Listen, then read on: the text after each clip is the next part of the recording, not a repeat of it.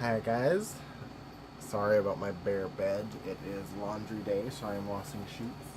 But this is going to be our third and final episode of Let's Read the Scary Stories Treasury, and I have been picking them at random.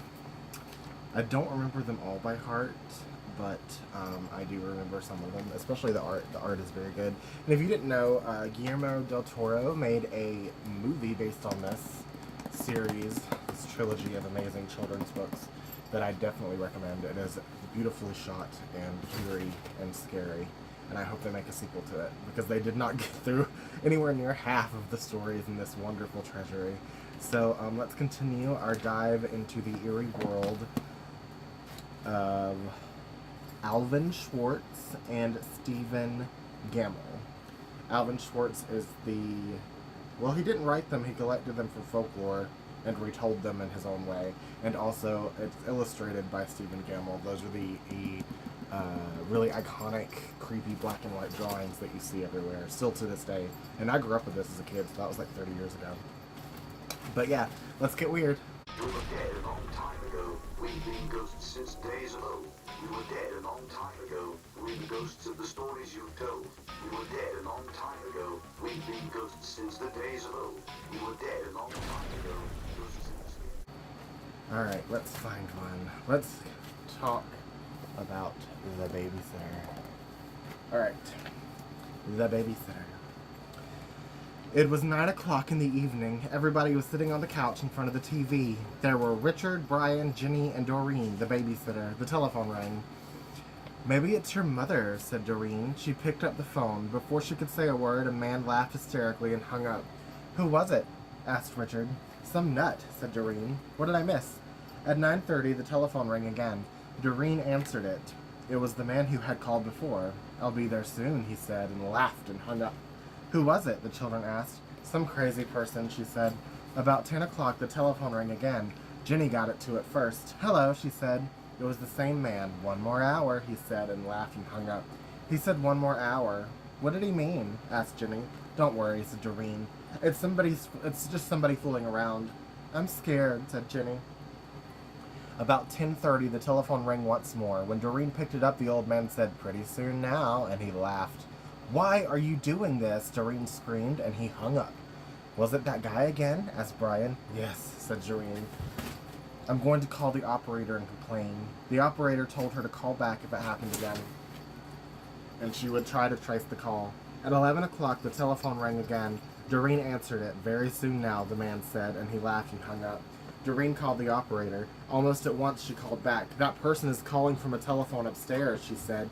"You'd better leave. I'll get the police." Just then, a door upstairs opened. A man they had never seen before started down the stairs toward them. As they ran from the house, he was smiling in a very strange way. A few minutes later, the police found him there and arrested him.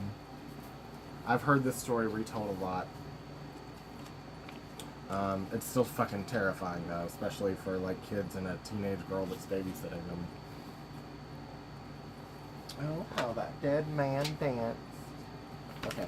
This is called Aaron Kelly's Bones. Aaron Kelly was dead. What an opener. They bought him a coffin and had a funeral and buried him. But that night he got out of his coffin and he came home. His family was sitting around the fire when he walked in. He sat down next to his window and he said, "What's going on? You all act like somebody died. Who's dead?" His widow said, "You are." "I don't feel dead," he said. "I feel fine." "You don't look fine," his widow said. "You look dead. You'd better get back. You'd better get back to the grave where you belong." "I'm not going back to the grave until I feel dead," he said. Since Aaron wouldn't go back, his widow couldn't collect his life insurance. Without that, she couldn't pay for the coffin, and the undertaker said he would take it back. But Aaron didn't care. He just sat by the fire, rocking in a chair and warming his hands and feet. But his joints were dry and his back was stiff, and every time he moved, he creaked and cracked. One night, the best fiddler in town came to court the widow. Since Aaron was dead, the fiddler wanted to marry her. The two of them sat out on one side of the fire, and Aaron sat on the other side, creaking and cracking. "How long do we have to put up with this dead corpse?" the widow asked. "Something must be done," the fiddler said. "This isn't very jolly," Aaron said. "Let's dance." Just an interjection here. If you're married to someone, the vows are till death do us part, and they die. and they come back to life. Are you still married? Because death parted you. So, how does that work? Anyway, the fiddler got out his fiddle and began to play. Aaron stretched himself, shook himself, got up, took a step or two, and began to dance.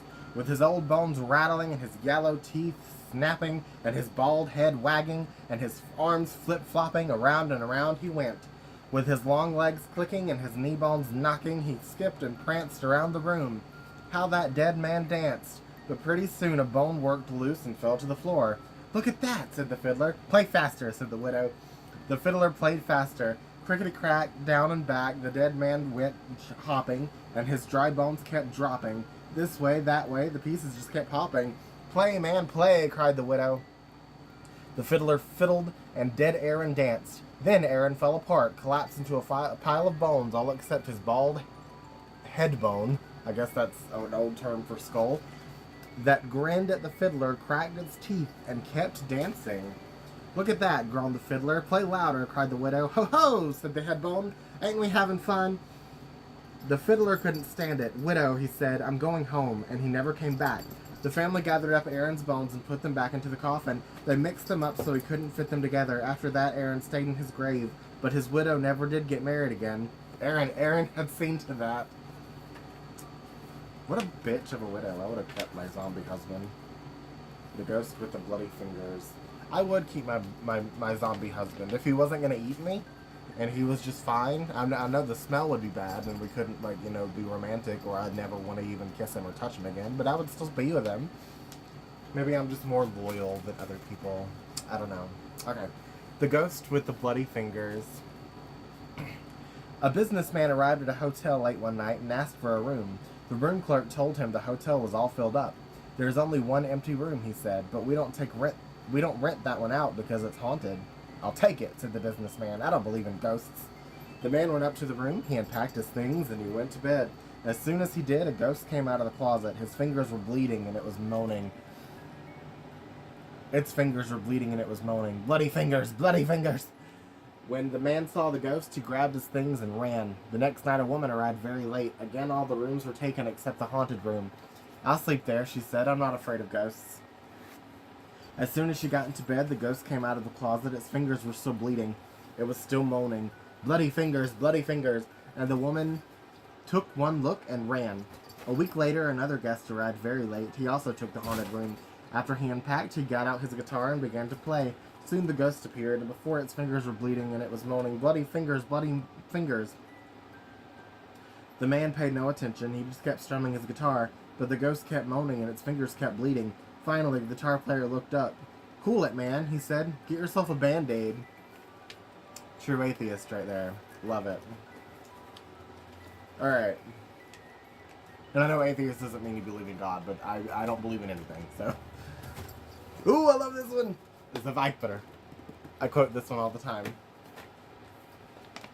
A widow lived alone on the top floor of an apartment house. One morning, her cell phone rang.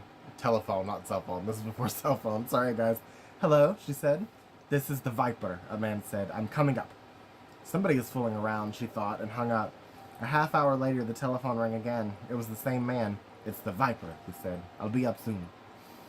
The widow didn't know what to think, but she was getting frightened. Once more, the telephone rang. Again, it was the Viper. "I'm coming up now," he said. She quickly called the police. They said they would be right over. But when the doorbell rang, she sighed with relief. "They are here," she thought. But when she opened the door, there stood a little old man with a bucket and a cloth. "I am the Viper," he said. "I wish to wash and wipe the windows." I love it. It's so cute. Alligators. Alright. We have time for one more. I want this to be a short one because I want you guys to read the actual books yourself because they're fabulous. So one more short story from the Scary Stories Treasury, and that's it for me. A young woman in town married a man from another part of the country. He was a nice fellow, and they got along pretty well together. There was only one problem. Every night he'd go swimming in the river. Sometimes he would be gone all night long, and she would complain about how lonely she was. This couple had 2 young sons. As soon as the boys could walk, their father began to teach them how to swim. And when they got to be old enough, he took them swimming in the river at night. Often they would stay there all night long, and the young woman would stay home all by herself. After a while, she began to act in a strange way. At least, that is what the neighbors said.